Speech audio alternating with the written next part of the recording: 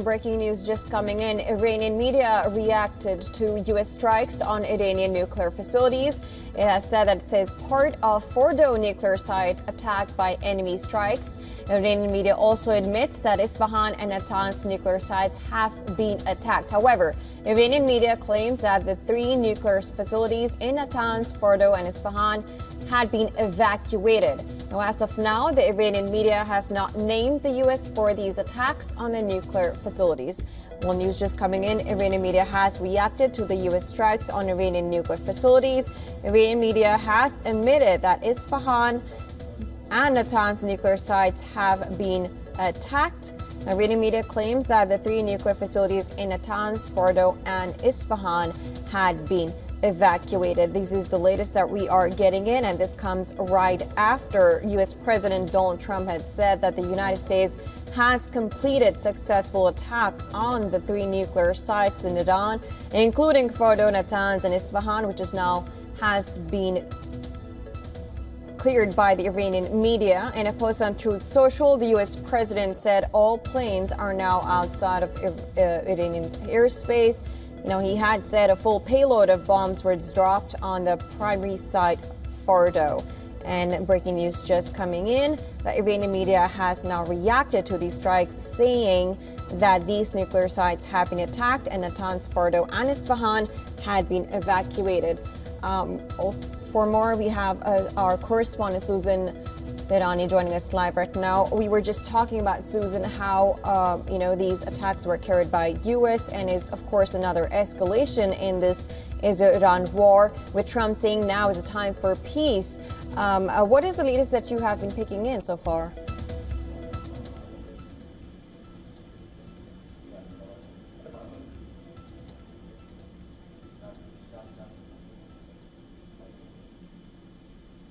Ravi seem to have some audio issue, but of course this is the breaking news that we are getting in. Iranian media has reacted to the U.S. strikes on Can you hear me now? Yes, Susan, yes, we can hear you.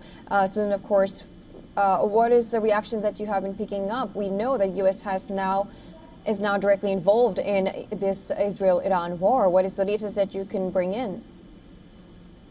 So we're going to be confirming these reports, but for now, it's believed that against Fordow, the United States initially was thought to have used 2 bunker busters. The number of bunker busters used against Fordow surpasses 2.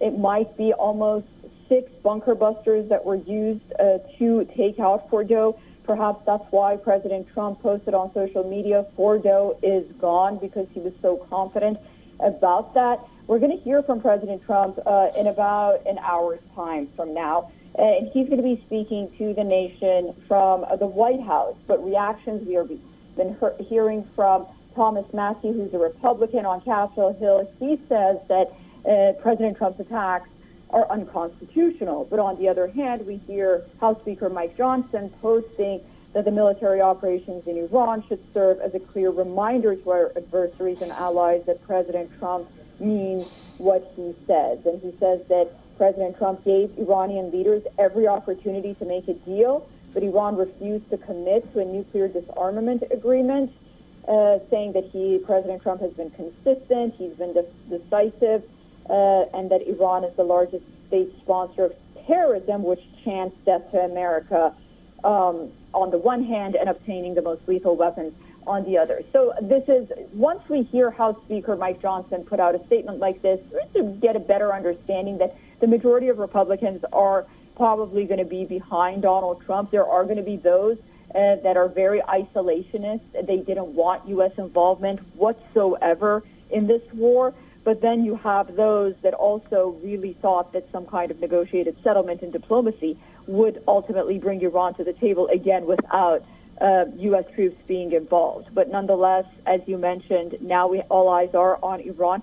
And also Israel is on high alert. Now, whether or not Iran decides to retaliate in any way against U.S. forces, of course, that's the big question.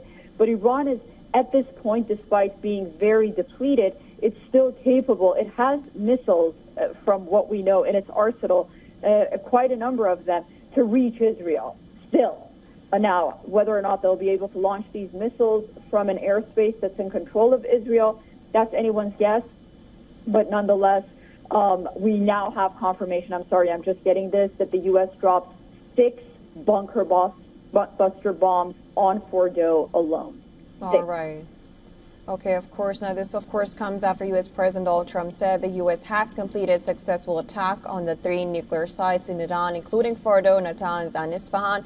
As you mentioned, Susan, the Israeli now, Trump has said to Israeli reporters, and Israeli reporters have quoted him saying, "We had great success tonight, and your Israel is much safer now." This is the latest that we're getting from Israel. And we also had the former defense minister from Israel saying that, you know, this whole attack by Trump has been a bold decision and carried out for all of humanity.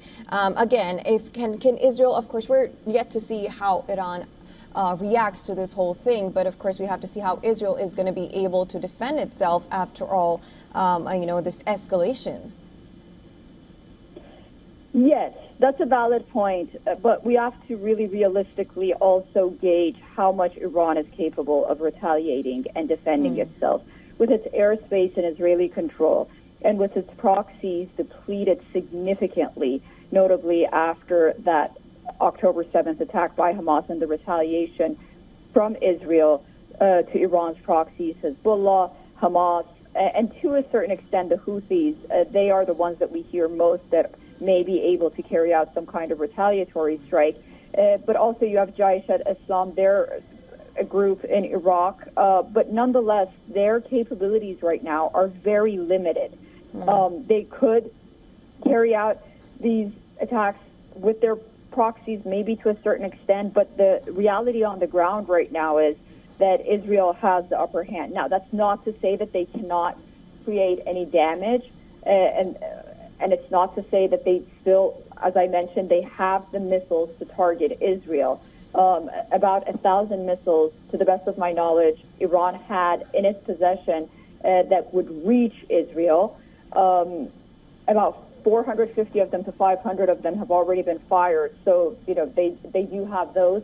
And then also, of course, you know, we have to see if the Houthis are going to do anything and whether or not Iran is going to go after Israel more right now, or is it going to go after U.S. interests militarily and kinetically, or, as some say, this may be an opportunity for the, you know, they could say it's for national security reasons, it's for the betterment to maintain the government and stability, and they may even come to the negotiating table and try to, you know, end this war, because it doesn't seem like Israel wants to end this war. And do you think that the U.S., now this is the first attack we've had from U.S., do you think that we will be seeing more such attacks?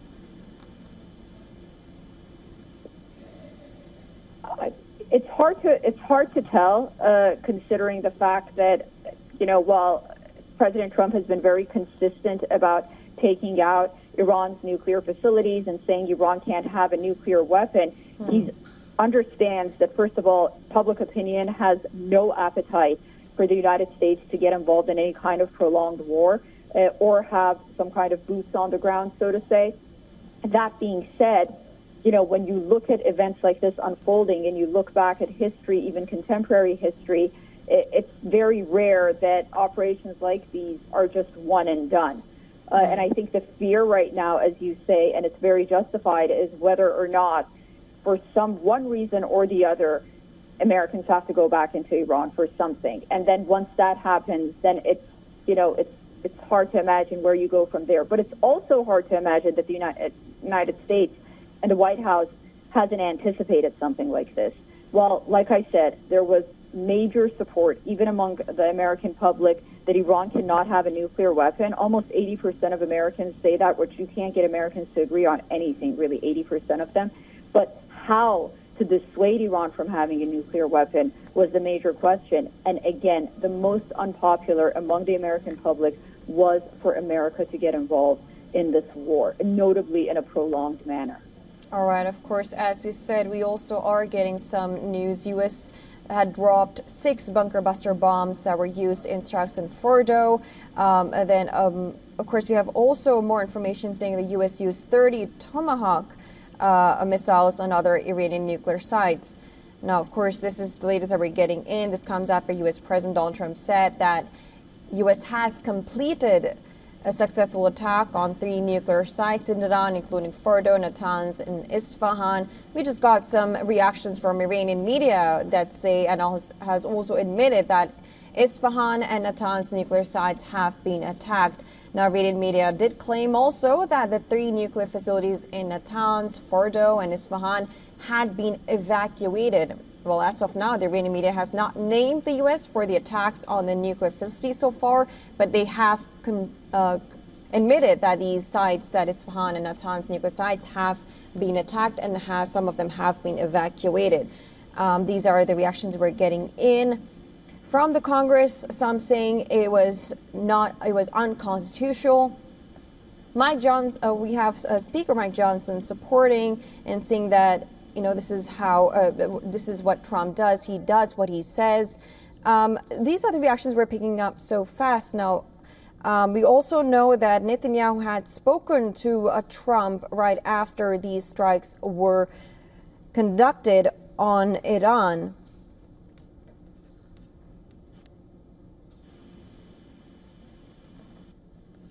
And as we say, now more information is coming in about the American strikes on Iranian nuclear facilities. Now, Fox News has said that the U.S. dropped 6 bunker buster bombs in strikes on Fordow. The U.S. also used 30 Tomahawk missiles on the other Iranian nuclear sites. This is what we're getting in right now. Of course, Susan, as you said, we now have some information about these. You also told us about these six bunker buster bombs that struck on Fordow. Now we have information about these 30 Tomahawk missiles that were used in these strikes.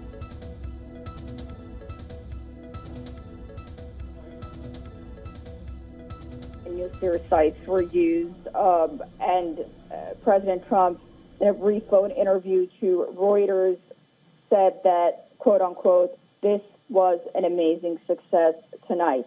But he also said that they should stop immediately, otherwise they will get hit again. So this was something that me and you were just talking about a few minutes ago on whether or not this will be sort of a one and done operation. But President Trump seems to be, adamant on saying that either, you just full surrender, complete surrender, as he mentioned, or there may be more to come. And I mean, that is a terrifying scenario for Iran. It's hard to imagine, even if it does want to somehow be able to cause significant damage, any damage to American interests in the region, to what extent that will be.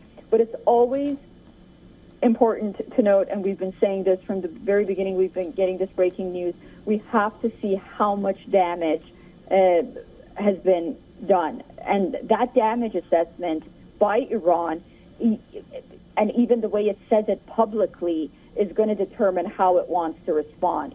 Because if it comes out and says, and it's perceived somehow that the attacks were limited to nuclear sites, well, they may be more measured in their response. But if these attacks will be perceived and ultimately there's evidence and the Iranians acknowledge that it was wider than that, then they'll be under pressure for a full-fledged retaliation. And also, I just want to say this is very important to talk about the Iranian people who have been just watching all of this, fleeing to safe cities and places and evacuating and whatnot. They're very conflicted regarding this. On the one hand, of course, they don't want to see their countrymen being killed, but the Iranians, some of them that I talked to, they are fearful that this war happens, and because they've been living under an oppressive regime, then ultimately the Iranian regime stays in place. So these are some of the things that are on their minds as well, that, we're going to endure a war like this, we're going to see our country be demolished, and then ultimately then we're also going to have a government that we're not very satisfied of as well. So, both case scenarios for the Iranian people. Of course, there are those that support the Iranian government, they exist as well. But the people that I've been talking to somehow hope that, this will bring some sort of change for them inside the country as well. Right, absolutely. And you mentioned a critical point here. We had seen some videos of residents of Tehran coming back right after this whole thing was settled. We know they had evacuated first and they were coming back, and it's yet to see how Iran is going to be, reacting to this whole thing. And on the other side, if Israel is also prepared for the same attacks and the defense right after these U.S. involvement, and how far this whole thing can escalate. Yeah, that's I think the concern not only for Iranians and the Israelis, which the Israelis at this point seem to be more in the line of fire of Iranians' retaliatory measures than American troops at this point. But also, regional countries are watching as well. They're concerned right now that the region is being rewritten for them right in front of their eyes. I mean, this is such a significant development that it's hard to imagine that you can go back to business as usual before just a few hours ago when this strike happened. This is really a realignment in one direction or the other. We'll have to see which one it is, and we might not know very soon. But these regional countries are watching, and there is no doubt that they all have their own interests in their mind. Not to mention the Europeans, who have been, on the one hand, constantly saying that Iran cannot have a nuclear weapon, but then on the other hand, really hoping that some kind of diplomatic solution would come about, not only regarding the war between Israel and Iran, but somehow the United States and Iran would sort of get back at the negotiating table with the Europeans and sign some kind of deal where everyone's happy with. Is that wishful thinking? Possibly.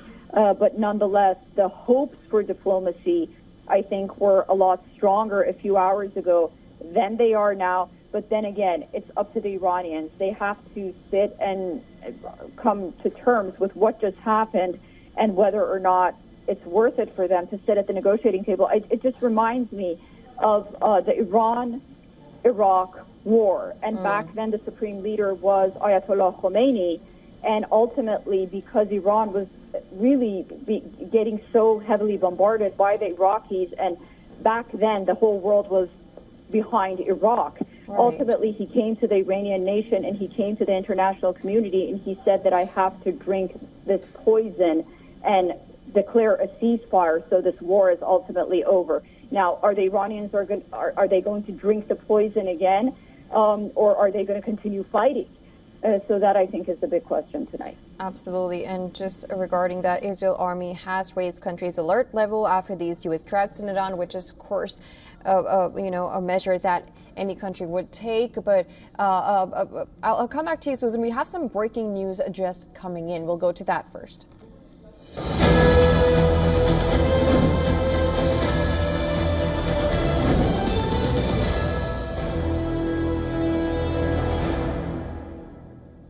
Well, more news is just trickling in every minute. Two White House officials have confirmed to CNN media that U.S. President Donald Trump and Israeli Prime Minister Benjamin Netanyahu spoke after the U.S. conducted strikes on Iranian nuclear facilities. Officials also say that the U.S. gave Israel a heads up before the strikes happened. Now, this is the latest that we are picking up right now. We know that two White House officials have confirmed that U.S. President Donald Trump and Israeli Prime Minister Benjamin Netanyahu did speak after the U.S. conducted these strikes on Iranian nuclear facilities. Now, U.S. officials also say that the U.S. had given Israel a heads up before these strikes occurred. Now, of course, the American strikes on Iranian facilities is what we know is that U.S. had dropped 6 bunker buster bombs in these strikes on Fordow. The U.S. also used 30 Tomahawk missiles on other nuclear sites. Now, this is, of course, after Iranian media also confirmed and admitted that the Esfahan and Natanz nuclear sites have been attacked. Now, Iranian media did claim that the 3 nuclear facilities, Natanz, Fordow, and Esfahan, had been evacuated. And now we are just getting news in that Trump did speak to Netanyahu after these attacks on Iranian nuclear sites. Susan, of course, we're getting in news every minute. We know that U.S. President did talk to Israeli Prime Minister Benjamin Netanyahu, and we have some news saying in that Israel is now in high alert.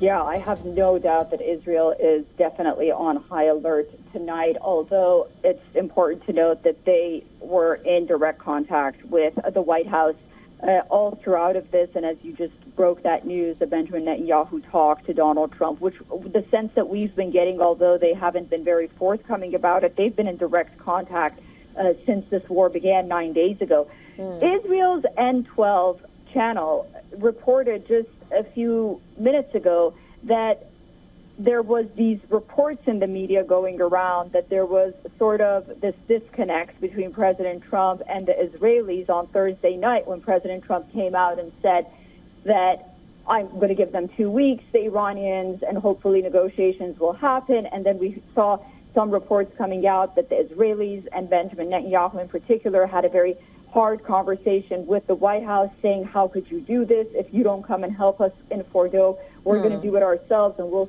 send boots on the ground and whatnot. Now, Israeli media is reporting that that was all a setup. Those reports were actually manufactured on the part of the Israelis to sort of give a sense that Israel and the United States are not on the same page. In fact, when they were on the same page and they knew indeed that these attacks were going to be carried out. So this is the first indication that we're getting that even when President Trump came out and said the 2-week deadline, that he had anticipated that something like this would happen. And, you know, they say you watch what people do and not what they say. I mean, when he was making those comments, we were seeing U.S. aircraft carriers and U.S. assets all going towards the Middle East and directed to the region as he was speaking. So, you know, while anything could happen, but the signs were there that something was going to happen. And I think we got a better understanding when he cut his trip short yesterday, and we got news that he was going to come back to Washington this afternoon and go straight to a cabinet meeting, first in the Situation Room, and then we figured out that it was in the Oval Office. Absolutely. Now, of course, we have some news coming in. We were expecting some Iranian reaction. And now Iranian state TV, a commentator, has said that every American citizen or military in the region is now a legitimate target. Now, we have the first reactions coming in from Iran. How big of an escalation are we expecting now that we have some reaction from Iran right now? Yeah, we'll have to wait and see. I think that was really interesting that you said that, because I just got a ping here from New York City, the NYPD, that said that they are on a state of high alert around all diplomatic and holy and places of worship as well. And they're on high alert because they're worried that, you know, something might happen here inside the United States as well, not only in the region. But it appears that the Iranians will have to react to this, and it's no surprise that they're now targeting the United States directly, or at least threatening the United States directly. Absolutely. Of course, we're going to see when we hear Donald Trump speak and address the nation. But we do see some kind of reactions coming in from the Congress. They're not really happy with this whole thing, because the congressional approval needs to be done when any kind of act of war is, shown by the U.S. Of course, this comes right after some Americans.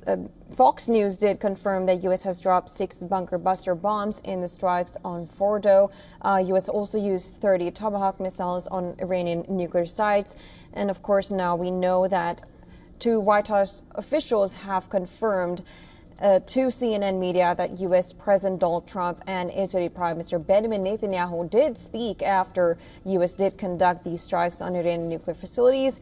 And officials do say that the U.S. did give Israel heads up before the strikes happened, and we know that these regions are now on high alert. Now, Iranian media had also confirmed and admitted that the attacks were these Esfahan and Natanz nuclear sites have been attacked. Iranian media did claim that the 3 nuclear facilities in Natanz, Fordow, and Esfahan had been evacuated.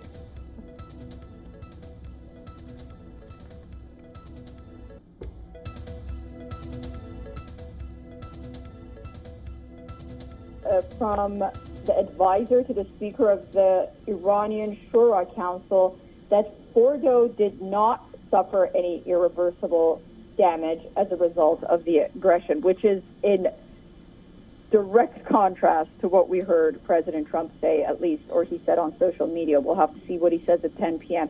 But this is completely the opposite of what President Trump is saying right now. So Iran and the United States are officially saying completely different things.